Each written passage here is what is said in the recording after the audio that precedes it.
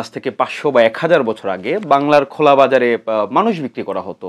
আরো সহজ ভাষায় বলা যায় যে দাসী বিক্রি করা হতো। চাকরির পরীক্ষা, বিশ্ববিদ্যালয় ভর্তি পরীক্ষাগুলোতে প্রশ্ন আসে যে ইবনে বতুতা কোন দেশের নাগরিক ছিলেন বা ইবনে বতুতা মানুষটা কে ছিলেন। বর্তমান যে নারায়ণগঞ্জ, এখানে সোনারগাঁ নামে একটা গ্রাম আছে। তো এই সোনারগাঁ একসময় বাংলার রাজধানী ছিল বলা হয়।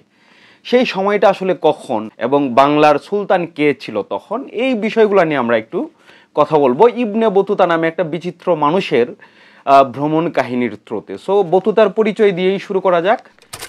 ইবনে বতুতা হচ্ছে একজন মুসলিম পর্যটক, যার জন্ম হচ্ছে আফ্রিকার উত্তর দিকের একটা দেশ মরক্কোতে, এবং ওনার বয়স যখন মাত্র ২১ বছর তখন উনি যেটা করেন, মরক্কো থেকে মক্কা শরীফে যাবেন হজ করতে, তীর্থযাত্রা করতে, এরকম উদ্দেশ্য নিয়ে বের হন।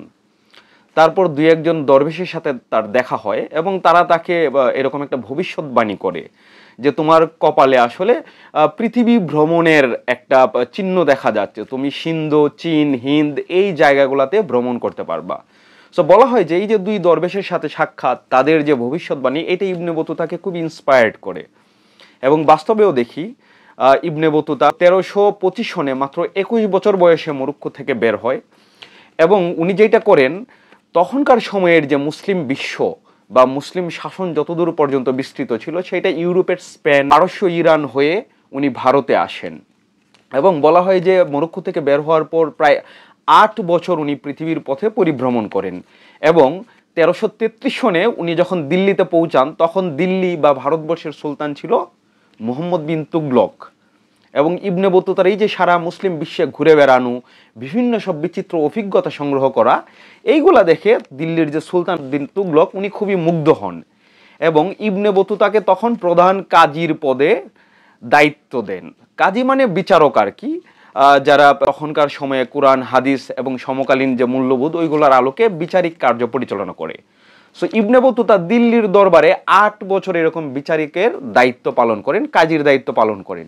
এখানে একটু বলে রাখা দরকার, মুহাম্মদ বিন তুগলক দিল্লির তুগলক বংশের খুবই সুযোগ্য শাসক ছিলেন, জ্ঞানী বিচক্ষণ মানুষ ছিলেন, কিন্তু উনি কিন্তু একটু খ্যাপাটেও ছিলেন, যেই কারণে ইতিহাসে অনেক সময় তাকে বলা হয় ম্যাড কিং। এবং ওনার অনেকগুলো পাগলামি প্রজেক্ট বা প্রকল্প ছিল, যেগুলো অন্য কোনো এক সময় আমরা আলোচনা করবো। সো আমরা বরং ইবনে বতুতার ঘটনাটা বলি।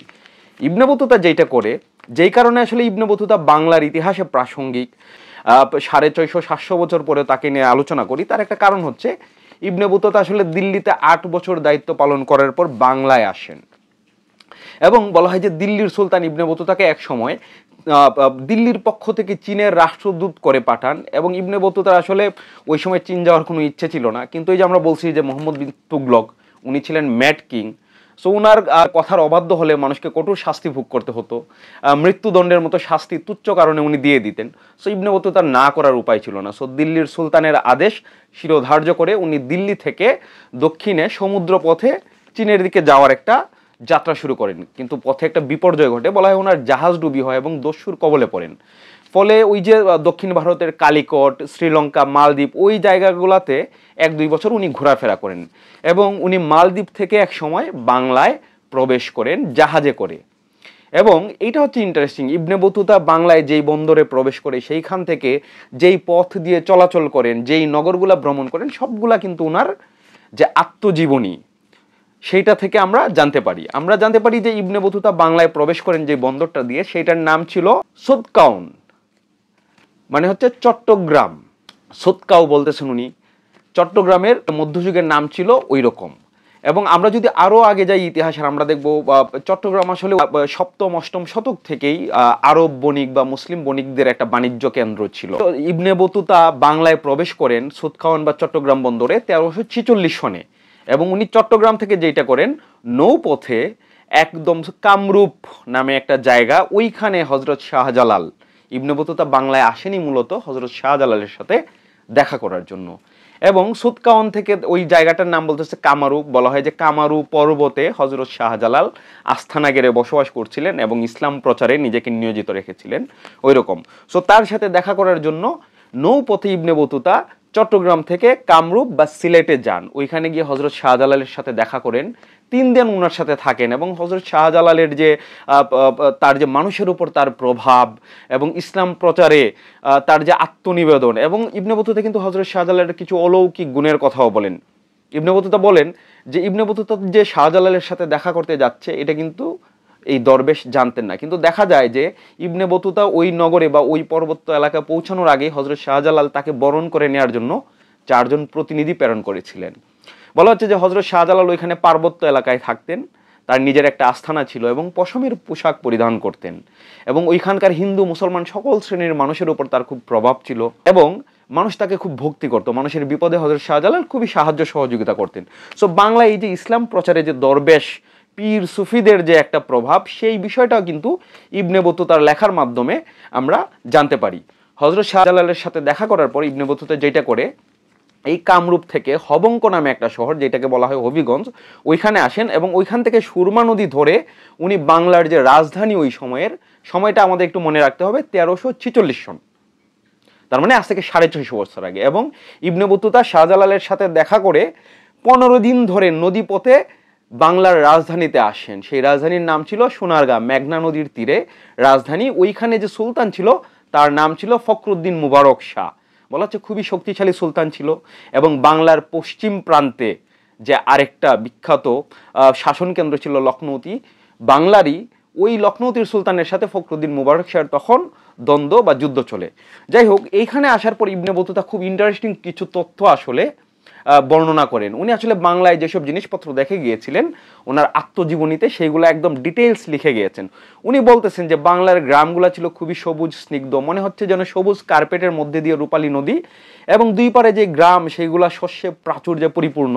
নদীর তীরে উনি সেচ যন্ত্র দেখছেন, মানে আমাদের গ্রামগুলোতে আমরাও ছোটবেলায় দেখেছি এক ধরনের সেচ যন্ত্র ছিল যেটাকে আমরা কুনকুড়া বলি, অনেকটা কলের মতো, বাট এটা মানুষ পাড়ায় পাড়ায় নদী থেকে পানি তুলতো, এইসব জিনিসপত্র। কিন্তু এর চাইতে ইন্টারেস্টিং কথা আসলে ইবনে বতুতার লেখায় পাওয়া যায় সোনারগাঁ সম্পর্কে। উনি রাজধানী সোনারগাঁয়ে এসে দেখেন যে এখানে প্রচুর পরিমাণে বিদেশি জাহাজ। তো এই যে মেঘনা নদীর তীরে যে সোনারগাঁ নামে রাজধানী, ওই নদীর তীরে উনি দেখতেছেন যে বিশাল বড় বড় মালবাহী জাহাজ ওইখানে বিদেশ থেকে, বিশেষ করে চীন, জাভা, সুমাত্রা, মালদ্বীপ, ওইখান থেকে বিভিন্ন ধরনের কড়ি, চায়না প্রোডাক্ট ওইগুলা নিয়ে সোনারগাঁয়ে আসে এবং সোনারগাঁ থেকে সূক্ষ্ম সুতি বস্ত্র, অগরু কাঠ, বিভিন্ন ধরনের দামি প্রোডাক্ট বিদেশে রপ্তানি করা হচ্ছে। এবং ইবনে বতুতা সোনারগাঁয়ে ঘুরে ঘুরে এখানকার জিনিসপত্রের দাম দেখে খুবই অবাক হন এবং উনি এখানকার হাঁস, মুরগি, গরু, ছাগল, ভেড়া সবকিছুর দাম উনার ভ্রমণ কাহিনীতে লিখে গেছেন।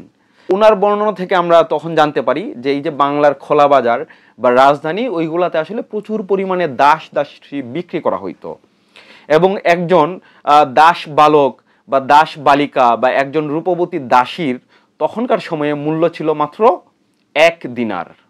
1 স্বর্ণ দিনারে একজন দাসী কেনা যেত। এবং ইবনে বতুতা নিজের জন্য আসুরা নামে একজন দাসী খরিদ করেছিলেন এবং ইবনে বতুতার সাথে আরেকজন সহপর্যটক ছিল, সেও 2 দিনার দিয়ে লুলু নামে একটা অত্যন্ত রূপবতী দাসী কন্যাকে খরিদ করে। এবং ওই সময়ই বাংলার বাজারে সেই তুলনায় দাস ছেলেদের দাম একটু বেশি ছিল। বলা হয় একটা দাস ছেলের দাম ছিল 2 দিনার। এরকম চাউল ডাউলের কথা বলতেছে, বলা হয় 3 রৌপ্য মুদ্রা দিয়ে একটা গরু বা মহিষ কিনা যেত, 1 রৌপ্য মুদ্রা দিয়ে 8 মণ চাউল পাওয়া যেত, কাপড়ের দাম, সবকিছু উনি ওনার যে ভ্রমণ কাহিনী সেইগুলোতে বর্ণনা করেন। এর ফলে যেটা হয়, আজ থেকে 650-700 বছর আগে বাংলার রাজনৈতিক অবস্থা কেমন ছিল, ভৌগোলিক অবস্থা কেমন ছিল, অর্থনৈতিক অবস্থা কেমন ছিল, এখানকার মানুষের জীবনযাপন কেমন ছিল, সেইটার একটা মোটামুটি একটা অদ্ভুত চিত্র কিন্তু আমরা পাই। যেই কারণে ইবনে বতুতাকে বা তার যে ভ্রমণ কাহিনী, এটাকে অত্যন্ত গুরুত্বের সাথে বাংলার ইতিহাসে বিবেচনা করা হয়, পড়ানো হয়। এবং ইবনে বতুতা মোটামুটি কয়েক মাস বাংলায় ছিলেন, তারপর উনি বাংলা থেকে বের হয়ে চীনের দিকে চলে যান এবং অনেক বছর পরে উনি যখন মরক্কোতে ফেরত যান, মরক্কোর সুলতানের দরবারে কিন্তু উনি একজন আমির বা বিশিষ্ট ব্যক্তি হিসেবে স্থান পান। ইবনে বতুতার যে ভ্রমণ কাহিনী যেটা আরবিতে লেখা হয়, এটা উনি নিজে লেখেন নাই। বলা হয় যে মরক্কোর যে সুলতান ছিলেন ইমাম মরিনি, উনি ইবনে বতুতার এই যে বিচিত্র ভ্রমণ কাহিনী, বলা হয় যে ইবনে বতুতা তার দীর্ঘ জীবনে সমকালীন মুসলিম বিশ্ব পুরাটাই ভ্রমণ করেছিলেন এবং যেটা প্রায় 2 লক্ষ মাইলের সমান দূরত্ব। এটা ওই সময়ের বিবেচনায় কি, এখনকার বিবেচনায় আসলে একটা বিস্তৃত অঞ্চল উনি ভ্রমণ করেছিলেন। ফলে ওনার যে বিচিত্র অভিজ্ঞতা, এটা লিপিবদ্ধ করে রাখার জন্য মরক্কোর তখনকার যে সুলতান ছিল উনি একটা ইনিশিয়েটিভ নেন।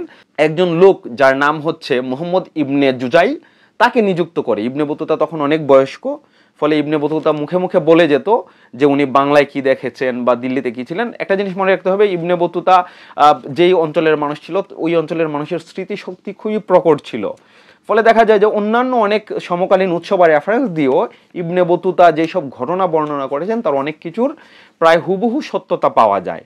ফলে ইবনে বতুতার ভ্রমণ কাহিনী, যেটার নাম রেহালাইন বতুতা, যেটা তার মুখ থেকে শুনে শুনে তার পাশে বসে মোহাম্মদ ইবনে জুজাই লিপিবদ্ধ করেছেন, সেইটা পৃথিবীর ওই সময়ের ইতিহাসের জন্য তো বটেই, বাংলার ইতিহাসের জন্য একটা গুরুত্বপূর্ণ টেক্সট। এবং ইবনে বতুতা হচ্ছে সেই মানুষ আসলে যিনি সরাসরি হযরত শাহজালালের সাথে দেখা করেছিলেন এবং বাংলায় পীর সুফিরা কিভাবে এসে ধর্ম প্রচার করতেন এবং মানুষের উপর তার কি প্রভাব ছিল, শাসক শ্রেণীর সাথে পীর সুফিদের কিরকম সম্পর্ক ছিল, সেইগুলা হুবহু লিপিবদ্ধ করে গিয়েছেন। এবং বাংলার অর্থনৈতিক অবস্থা, বাংলার ভৌগোলিক পরিবেশ, এইগুলা ইবনে বতুতার সম্পর্কে আলোচনা শেষ করার আগে একটা মজার তথ্য দেই।